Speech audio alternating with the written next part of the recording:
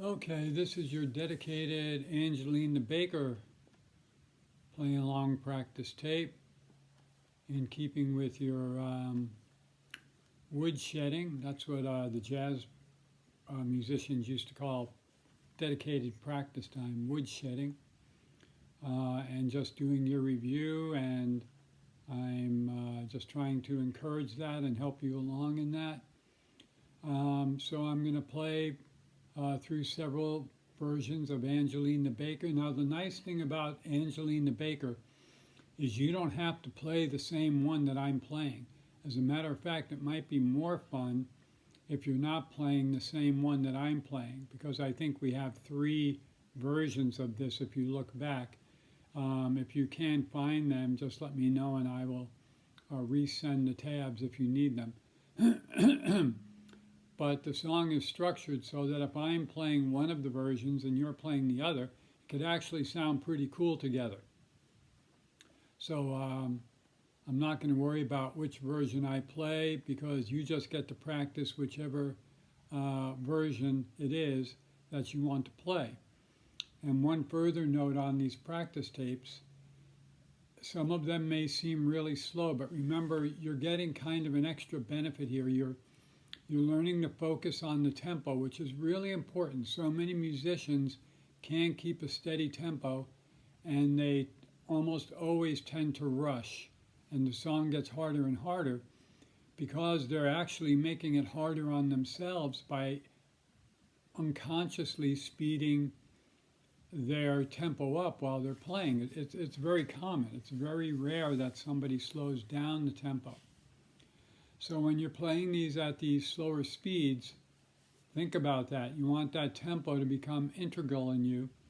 And the other thing is, if you find in certain areas that it's like you've got it and it's too easy to play, well, then just focus on precision, focus on the right hand, focus on your hammer-ons and pull-offs, getting them to be really strong. If you think about it and you put some thought into it, you'll discover that there are many things that you can work on by practicing at slower tempos. So without further ado, I'm going to start playing some of these at tempo 46, and we'll just see how it goes.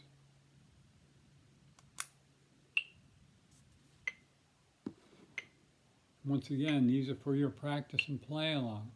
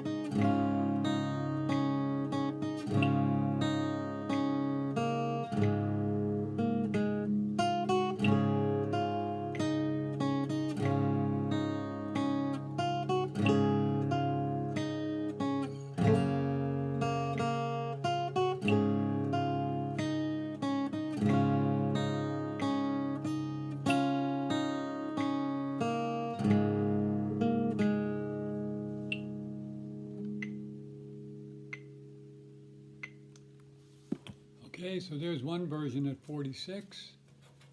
I'm going to pick another version and play it at 48. I'll play a low version this time.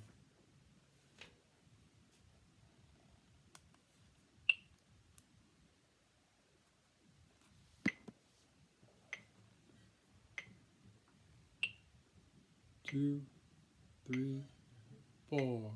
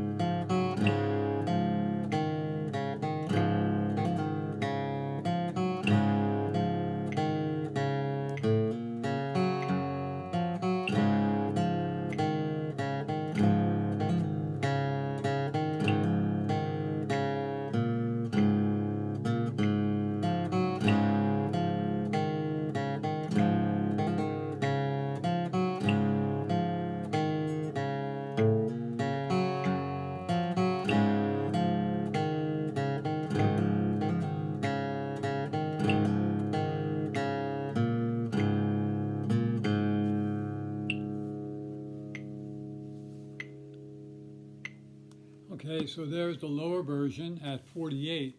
And just to emphasize some of the things you can work on, I actually found myself really thinking about my right hand and really getting good attack and really trying to produce as much volume as I could out of the guitar.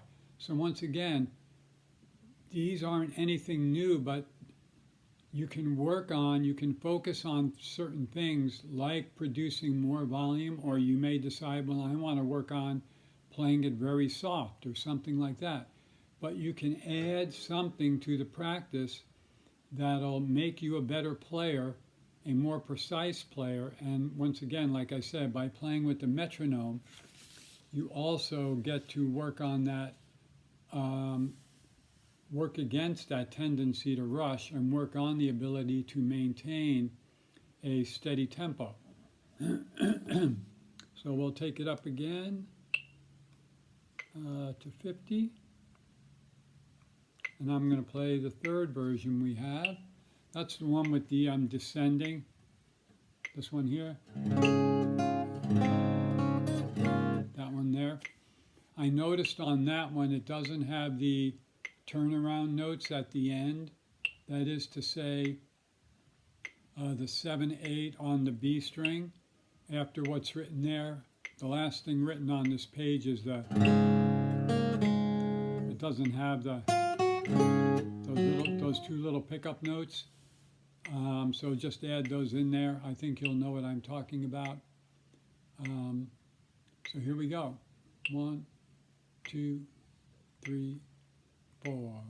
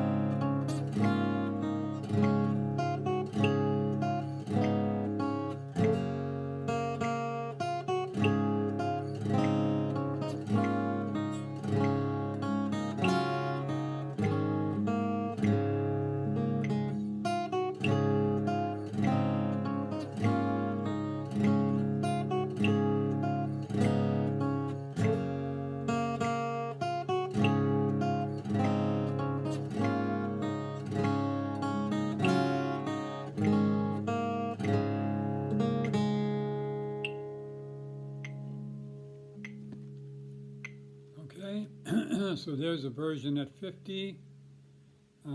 So continuing on, let's do one at 52. I'll just pick one because, like I said, it doesn't matter. You get to practice whatever one you want, but just so you're curious, I'm going back to the low version again.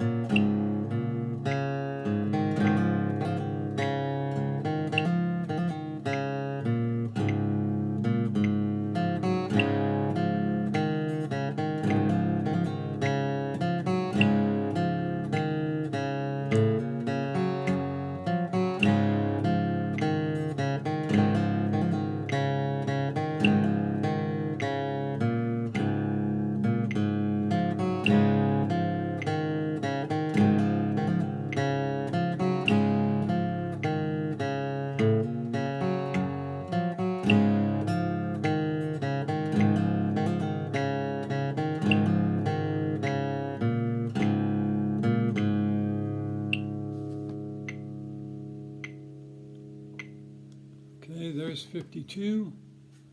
Let's do one more at 54. I will just pick the one at random. I'm going to do one of the higher ones, the one without the descending line. This one actually has the repeat notes written in, the first and second ending. So you'll see in that one version, like I said, it doesn't have the first and second ending with those two notes, that turnaround notes there. Okay, so here we go.